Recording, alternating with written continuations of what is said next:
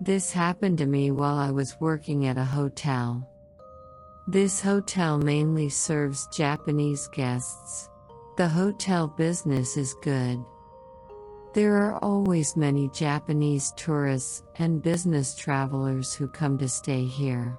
That night, 2 Japanese guests arrived at the hotel and requested 2 rooms.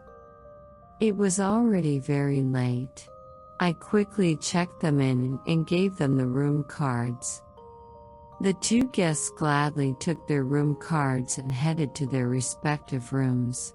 As the time passed, all of the visitors who were supposed to stay in this hotel that day arrived. At night, nothing happened. When I looked at the time and thought I could finally rest for a while, I noticed one of the Japanese guests, who had just arrived, exiting the elevator angrily. I thought to myself, I'm not sure if something went wrong with the guest. The guest approached the counter and began yelling in Japanese, "Your hotel is too unprofessional. Even if the prank is done, how can the housekeeping staff enter my room without authorization? Is this allowed? It is so bad."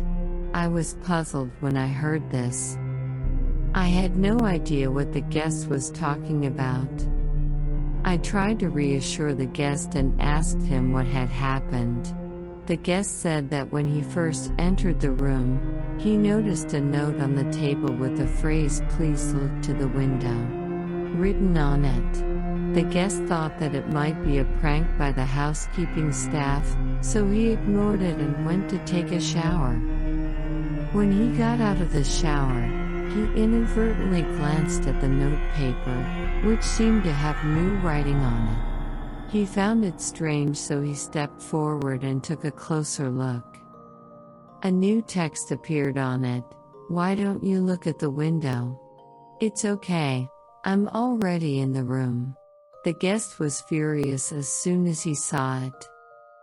He had an intuition that someone ran into his room while he was showering, so he went down to find the hotel staff to argue. I was confused for a while. Firstly, no one would clean the room at this hour, and second, it was even more improbable that a hotel employee would enter the room without permission. There were no indicators of anyone entering or leaving the room when I examined the monitor.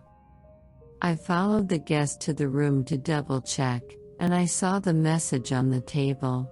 I looked around the room, but no one was there. I could only apologize to the guest and offer him a better room. I was terrified because the note's message was written in Japanese. If this guest was not lying, who had written the note?